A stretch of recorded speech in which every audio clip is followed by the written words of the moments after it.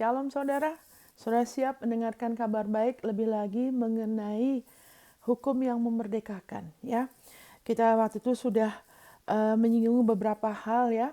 Beberapa hal saya akan langsung saja supaya kita bisa memanfaatkan waktu ya. Waktu itu saya menyinggung bagaimana kita sebagai anak Tuhan kalau kita tidak mengerti ini bisa kena tipu ya, seolah-olah Tuhan itu bisa berbuat apa saja, tapi dari sini kita sudah mulai melihat apa penyebab banyak sekali kejahatan di dunia ini ya, yang menimpa orang-orang bahkan anak-anak Tuhan ya. Ya saya hanya singgung sedikit supaya kita lebih lagi bisa dapat pencerahan yang lebih besar ya. Di sini kan waktu itu saya sudah sebut bagaimana setelah kejatuhan Adam dan Hawa langsung Tuhan kasih nubuatan, ya kan? Saya ulangi lagi sedikit Kejadian 3:15, aku akan mengadakan permusuhan antara engkau, maksudnya kepada iblis ya, si ular tua itu, dan perempuan ini antara keturunanmu dan keturunannya. Keturunannya yaitu Yesus Kristus akan menemukan kepalamu dan engkau akan menemukan tumitnya. Ya kan? Ini Kejadian 3 ayat 15. Tapi dari penerjemahan New International Version lebih tepat, engkau akan coba menyerang tumitnya, tapi tidak bisa. Amin. Jadi selama beberapa ribu tahun juga iblis sudah berupaya ya. Dia terus-menerus berupaya supaya menggagalkan ini nubuatan, tapi tidak bisa. Amin, saudara. Haleluya. Puji Tuhan. Thank you Lord Jesus, karena Tuhan sudah berbicara dan Allah tuh kasih ya, Allah tuh lebih powerful. Dan kemudian kenapa beberapa orang salah mengerti ya, karena dikatakan di alasannya ya di 2 Korintus 4 ayat 4 ya. 2 Korintus 4 ayat 4. Ya kan, kita ke situ sebentar ya sebelum kita nambah lagi ayat-ayat yang lain Saudara. 2 Korintus 4 ayat 4 ya. Haleluya, thank you Lord Jesus. Thank you Lord Jesus ya. Di sini dikatakan haleluya. Jika Injil yang kami beritakan masih tertutup juga, maka ia tertutup untuk mereka yang akan binasa, yaitu orang-orang yang tidak percaya, yang pikirannya telah dibutakan oleh ilah zaman ini. Ya kan? Sehingga mereka tidak melihat cahaya Injil tentang kemuliaan Kristus yang adalah gambaran Allah. Ini tidak hanya bicara mengenai keselamatan lahiran baru. Ini juga bicara mengenai bagaimana iblis berusaha ilah zaman ini. Ya kan, dia berusaha membutakan mata manusia melalui cara pikir yang salah, ya kan? Melalui kepercayaan yang salah untuk tidak melihat cahaya Injil, termasuk anak Tuhan. Tidak bisa melihat lebih jelas, lebih besar lagi mengenai Injil. Ya kan? Sehingga kemudian timbullah banyak pengajaran atau kesimpulan ya yang tidak sesuai dengan kebenarannya, yang tidak konsisten, seolah-olah Allah itu ada kontradiksi, Allah itu harmonis ya. Amin saudara. Dia tidak seperti manusia.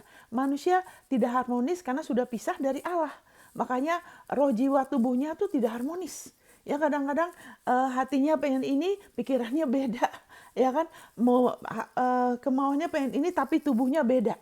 Ya kan, kenapa? Karena sudah pisah dari Allah. Tapi Allah tuh harmonis ya. Amin saudara, haleluya. Jadi ini bukan hanya bicara mengenai bagaimana orang-orang tuh ditutupin sehingga tidak bisa melihat Yesus. Walaupun ada Alkitab, bisa baca sendiri, tapi kenapa nggak bisa kelihatan? Ada sesuatu yang nutupin. Jadi rupanya kita tuh punya 2 mata. Maksudnya bukan 2 mata, 4 mata.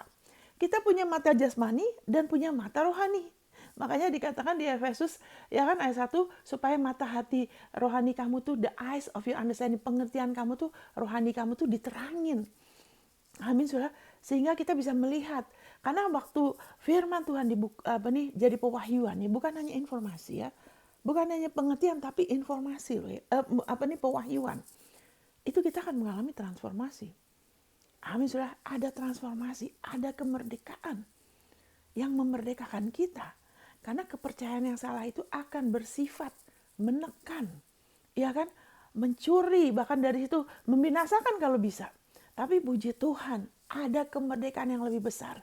Amin. Di sini dikatakan cahaya Injil tentang kemuliaan Kristus. Maka Christ in you, Kristus di dalam kau yang adalah the hope of glory, kemuliaan Tuhan, kemuliaan Allah. Waktu kita ngelihat lebih lagi, kemuliaannya dinyatakan, kita mengalami transformasi. Jadi rupanya transformasi, mujizat waktu kita mengalami kelahiran baru, itu tidak berhenti sampai di situ saja. Haleluya, thank you Jesus. Itu akan lebih lagi, ada lagi.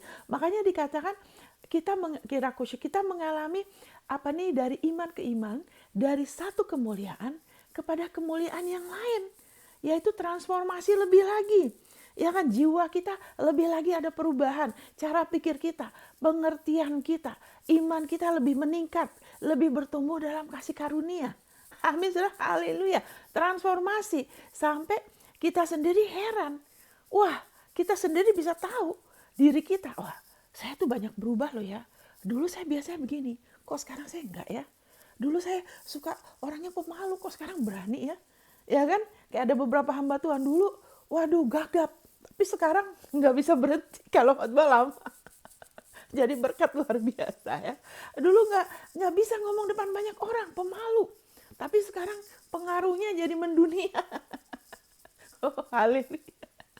Ini transformasi ini ada di dalam Injilnya. Makanya mari kita terbuka. Mari kita mau rela lebih lagi menerima. Karena kekristenan kita, transformasi yang kita alami itu bukan karena kita berhenti begini, kita berhenti begitu, kita berhenti berdosa, kita berhenti kebiasaan buruk. Terus setelah itu baru kita terima Yesus, kan enggak. Kita terima Injilnya. Amin. Dari situ kita mulai mengalami transformasi. Harusnya begitu terus.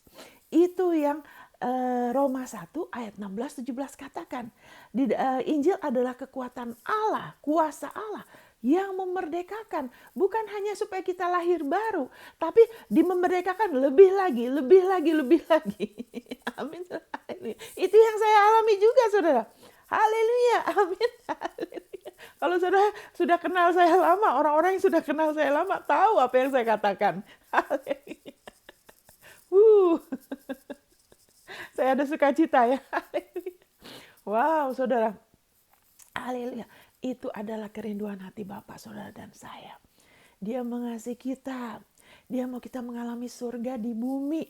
Selagi kita masih di bumi, dia mau kita mengalami mengalami hidupnya lebih dan lebih lagi. Bukan hanya sekedar survive, bertahan. Karena kita sudah dimerdekakan. Amin, saudara, saya berapi-api ya. Thank you Jesus. Thank you Lord Jesus. Ya kan? Jadi Roma 1 ayat 16-17. Biarlah ayat ini hidup dalam diri saudara. Ayat 17 mengatakan di dalam Injil. Apa yang saya beritakan ini pada saudara. Yaitu Injilnya. Injil damai sejahtera. Di dalam Injil ada kebenarannya Allah. Bukan kebenarannya manusia. Ya kan? Bukan kelayakan perbuatan kita. Kebenarannya Allah. Karena kebenaran Allah itu mutlak 100%. Sempurna. Amin, saudara. Seperti dia juga sempurna, kasih dia sempurna, kebenaran dia sempurna, kekudusan dia sempurna. Amin, haleluya. Di dalamnya, di dalam apa? Di dalam Injil yang benar, Injil damai sejahtera, Injil yang memerdekakan, bukan agamawi, bukan yang legalistik, yang menuntut, yang meninggikan perbuatan manusia. Tidak, Injil yang kebenaran Allah. Amin, saudara.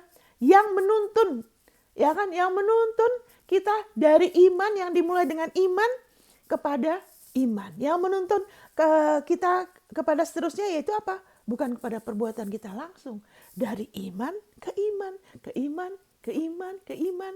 Amin. Bukan dari iman ke perbuatan, balik lagi ke iman, balik lagi kepada kelayakan sendiri, kelayakan pelayanan, jeripaya kita. Tidak. Dari iman ke iman, ke iman. Iman kepada apa? Bukan kepada iman kita sendiri loh. Karena kita tidak mulai dengan iman kita sendiri. Bahkan kita tidak tahu konsep iman waktu kita lahir baru. Jangan izinkan iblis memutarbalikkan iman jadi jeripaya. Terus iman jadi persaingan. Terus kita mau bermegah atas iman kita. Tidak bisa. Iman adalah bagian dari anugerah Tuhan. Ya kan, dengan kita jadi beriman sama apa? Beriman kepada tubuh dan darahnya. Beriman kepada penebusan Yesus. Amin, haleluya. Itu akan menjadikan iman itu sebagai sesuatu yang tidak berat. Kenapa kadang-kadang orang bilang, aduh Ibu Monica, iman saya belum nyampe. Ya kan? Waduh, kanker. Waduh, berarti harus beriman betul. Nah, itu kan seolah-olah kita terus dituntut. Ya kan? Wah, harus begini. Padahal tidak. Tidak rumit. Amin, saudara. Haleluya. Iman adalah perhentian. A faith is a rest. Iman bukanlah sesuatu yang berat, sesuatu yang struggle, yang kita harus dari kata mak kita seperti kita bukan carang. Carang kan kerjaannya terima. Amin, saudara. Kita hanya perlu dengar Yesus. Yesus bikin apa? Kita hanya perlu fokus saja sepenuhnya. Ya kan, percaya pada dia sepenuhnya. Tidak pakai embel-embel yang lain. Bukan Yesus plus-plus. Yesus plus saya begini dan gitu. Saya sudah begini dan gitu. Tidak. Yesus Alfa dan Omega. Titik.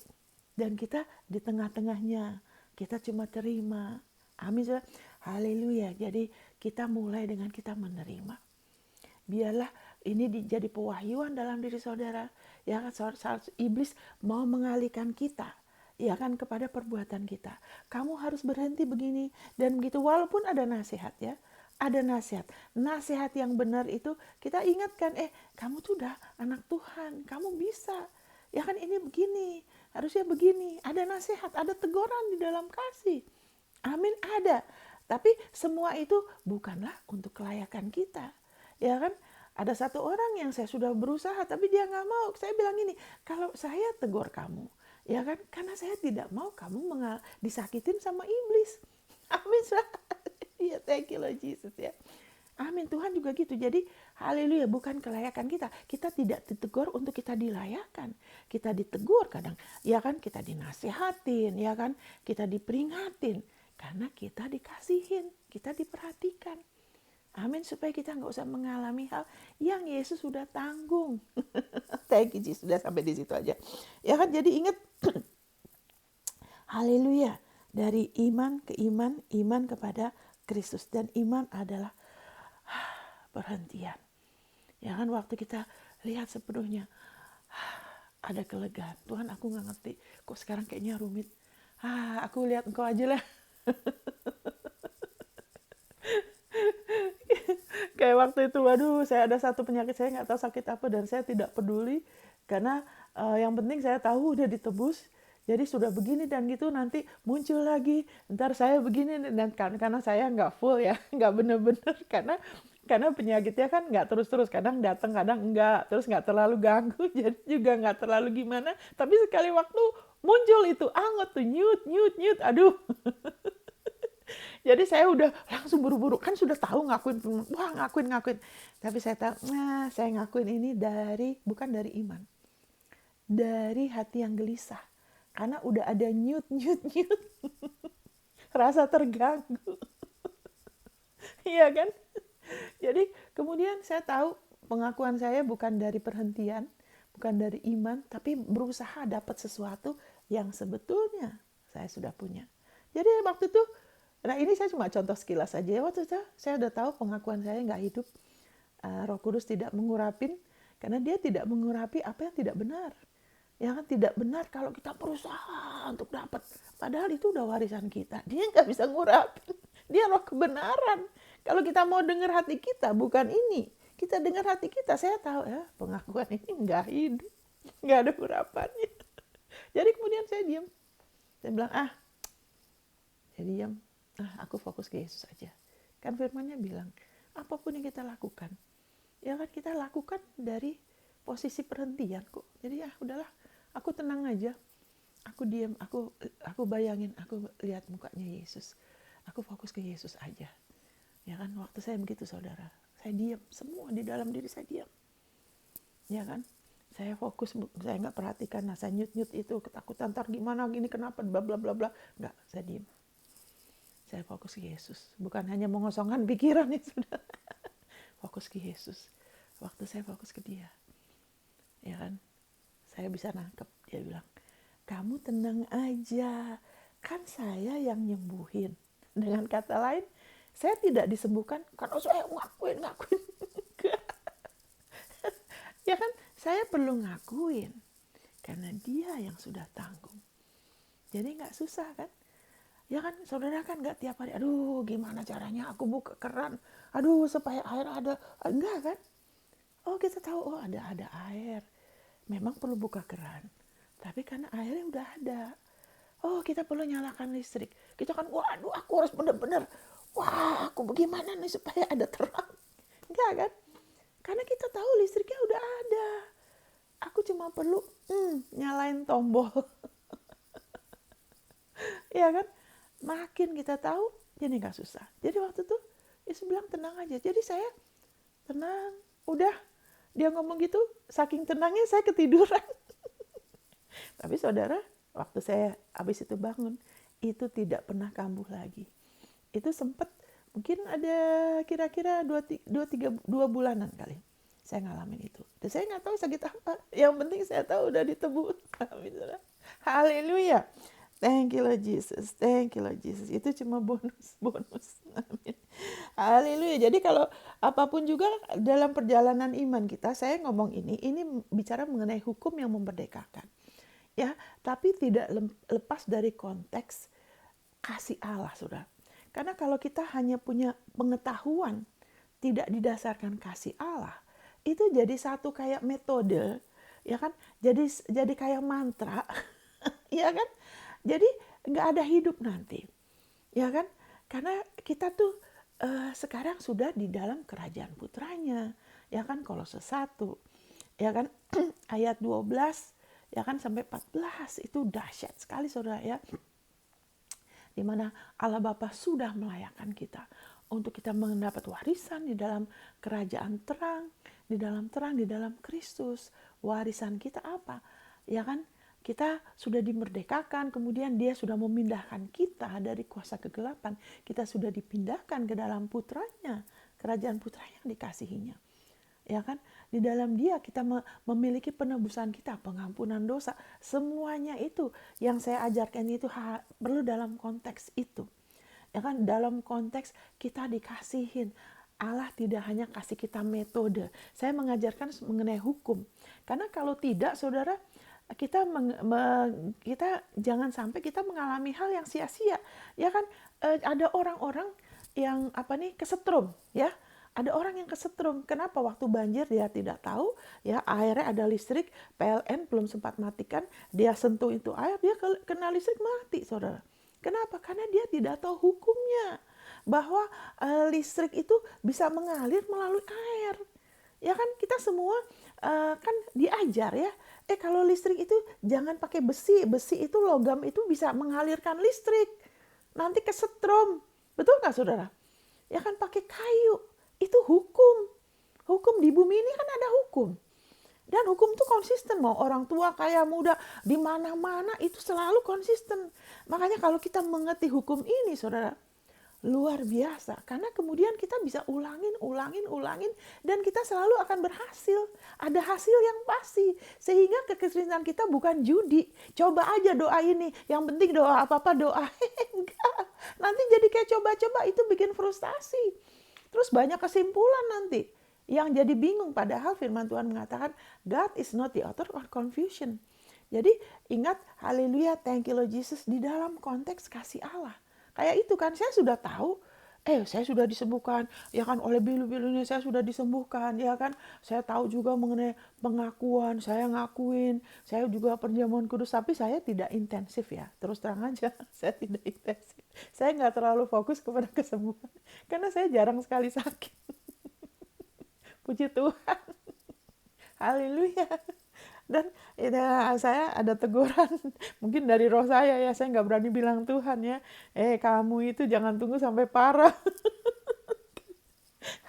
Jadi puji Tuhan ya, amin sudah, ya kan, haleluya. Jadi kalau kita tahu ada saat kita nggak usah frustasi, karena walaupun kita pakai pengetahuan kita, tapi kita tuh dikasih seorang anak loh.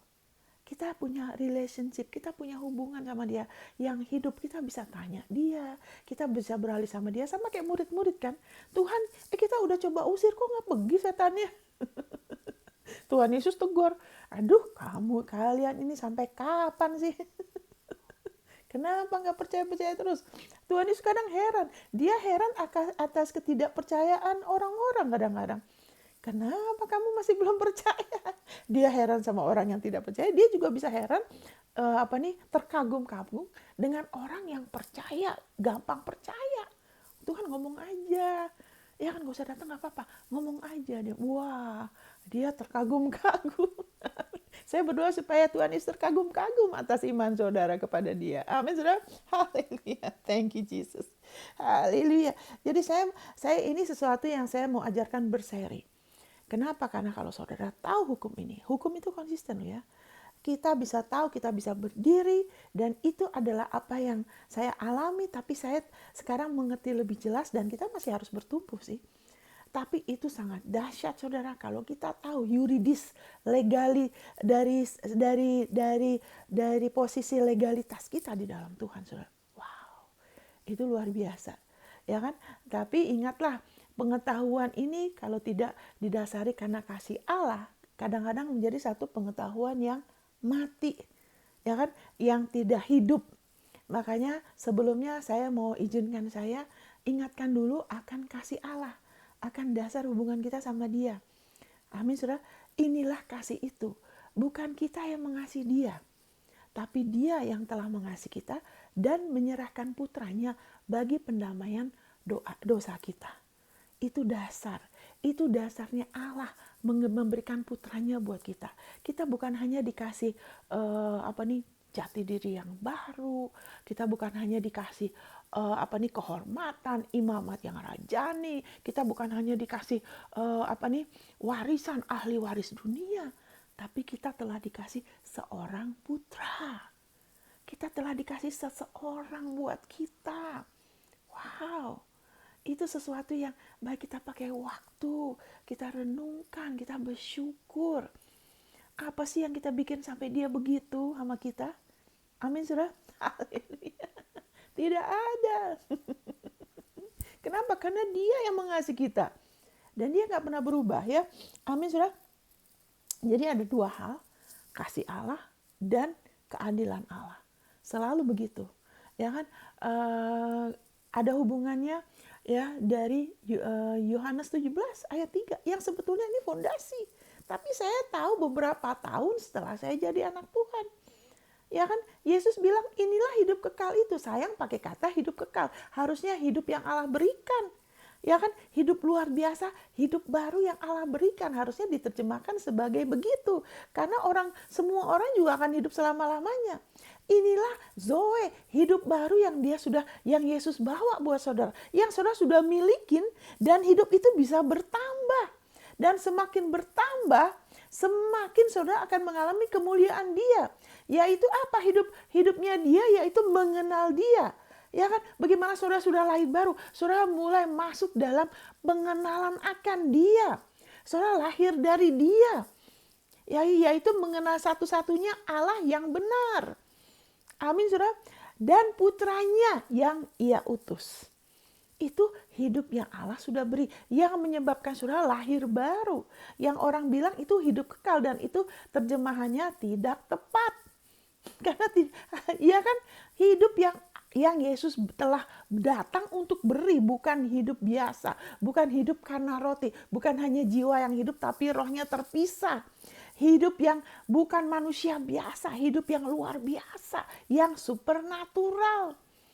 Haleluya, kita memulai kekristenan kita dengan sesuatu hal yang supernatural. Kelahiran Tuhan kita adalah kelahiran supernatural. Semuanya kuasa itu bukan kuasa yang seperti magic yang cuman kelihatan dari luar ya, keajaiban. Tapi supernatural itu sepertinya kelihatannya biasa, tapi sebetulnya tidak biasa. Itu kadang-kadang kasat mata tidak kelihatan. Tapi ada suatu transformasi, perubahan yang nyata. Makanya apa yang saya bagikan sama saudara, saudara nggak bisa rasa, saudara nggak bisa, tapi kalau saudara mulai lebih lagi mengerti, saudara pakai waktu, mulai rubah itu fondasi dalam hidup saudara dan saya lebih lagi. Kita kokohkan lagi. Kita akan jadi orang-orang yang semakin diteguhkan dan akan ada konsistensi. Kita akan lebih lagi dimerdekakan dari kekecewaan sama Tuhan. Kenapa sih Tuhan? Kenapa ini begini? Karena itu akan banyak menjawab pertanyaan itu dan banyak mengusir kegelapan yang ada di dalam jiwa kita. Kalau kita pernah dulu dikecewakan karena mengalami ini dan itu akan terusir dengan cahaya Injil Kristus ini, saudara. Amin, saudara. Karena kita sudah mulai mengerti, oh kenapa sekarang banyak kejahatan. Itu bukan karena Tuhan. Adam yang sudah menolak untuk tidak tinggal terus dalam kasihnya Allah. Saat dia memilih, dia tidak tinggal terus. Dan inilah sesuatu yang saya mau bahas, sebetulnya banyak sekali bicara mengenai kuasa ya. Tapi kalau kuasa itu tidak disertai dengan kasih Allah, ya kan, nanti itu saudara ya tidak ada dasar yang teguh, nanti saudara tidak akan punya keberanian, ya kan, pakai otoritas saudara, ya kan. Nah, kita langsung aja 1 Yohanes 4 ayat 16-19. Ya kan, 1 Yohanes 4 ayat 16 sampai 19, Saudara ya. Kita langsung saja ke situ ya. Jadi kita sudah tahu hidup kekal itu bukan hanya hidup selamanya, tapi itu adalah hidup yang Allah sudah beri. Ya kan, hidup yang Yesus sudah bawa ya. Thank you Lord Jesus. Bentar Saudara ya. Haleluya. Thank you Lord Jesus. Thank you Lord Jesus. Haleluya. Thank you Lord Jesus. Haleluya. Thank you Lord Jesus. Sebentar ya saudara. Thank you Lord Jesus.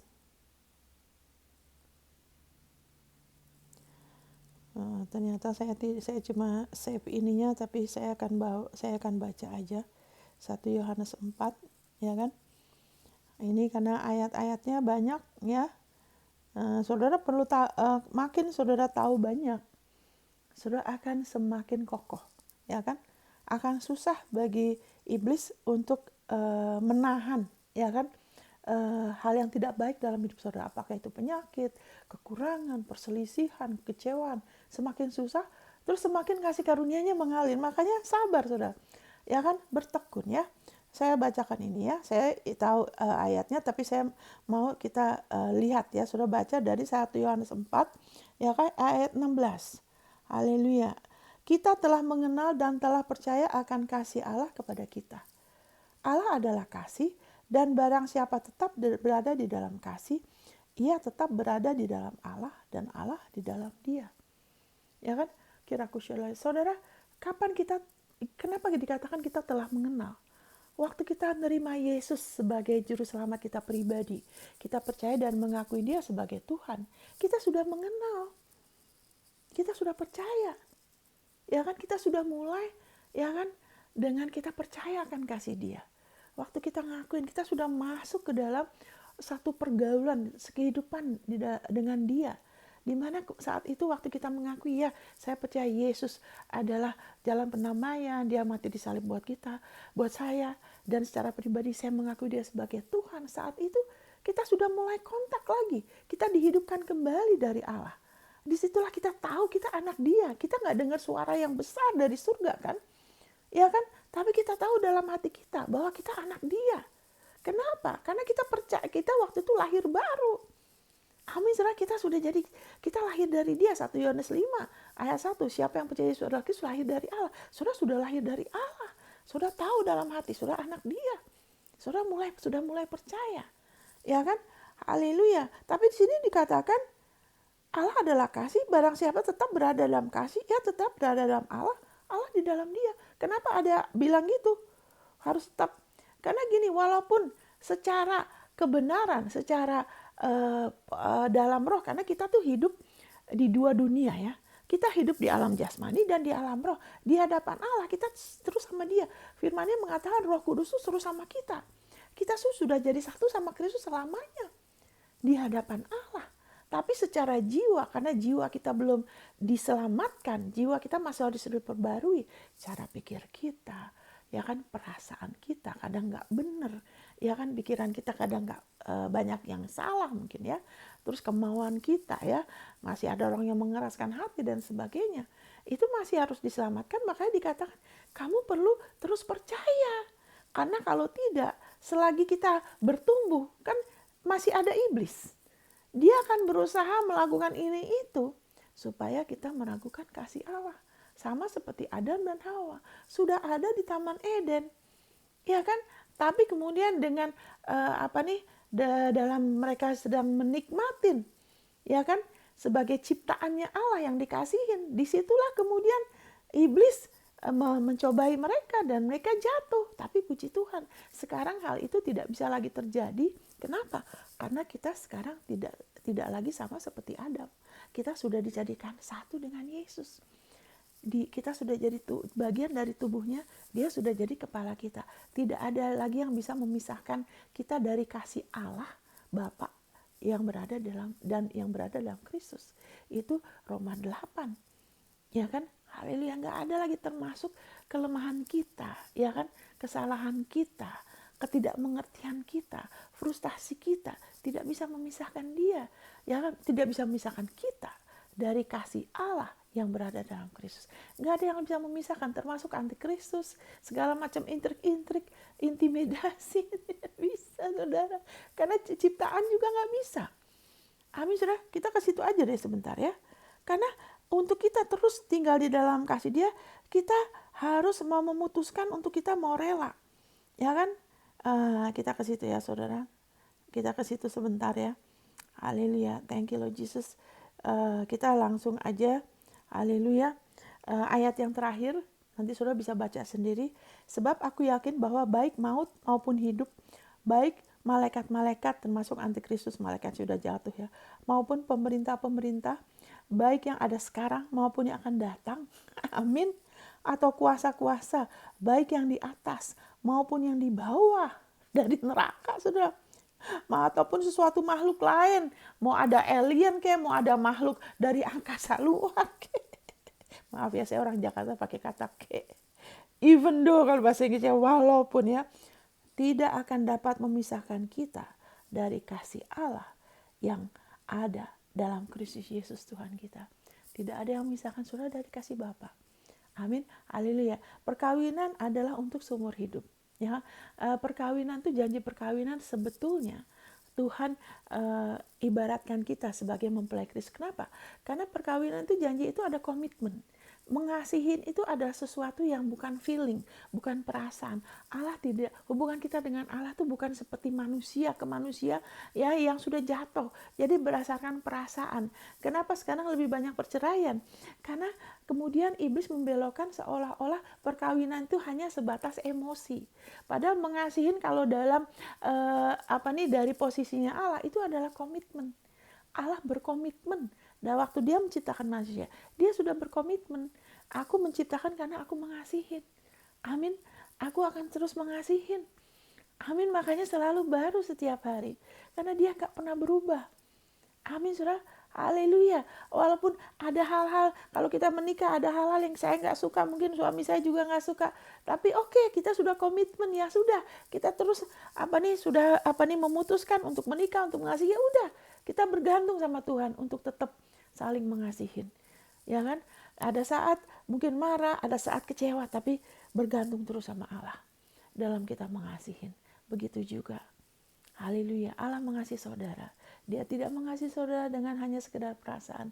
Dia mengasihi saudara dengan dia memberikan putranya untuk saudara. Dia menganggap saudara seharga dengan putranya. Dia, saudara, haleluya, saudara ada di hati dia. Tidak ada yang bisa memisahkan kasihnya dia ada dengan saudara. Amin, saudara. Haleluya, puji Tuhan. Nanti kita akan berbicara lebih jauh mengenai hukum ini. Kasihnya selalu akan lebih lagi dinyatakan. Dan saudara akan terus bertumbuh dari satu kemuliaan kepada kemuliaan yang lebih besar. Saudara akan lebih konsisten. Haleluya, saudara akan lebih lagi jatuh cinta sama dia. Karena dia sudah lebih dulu mengasihi saudara dengan luar biasa. Tuhan memberkati. God bless.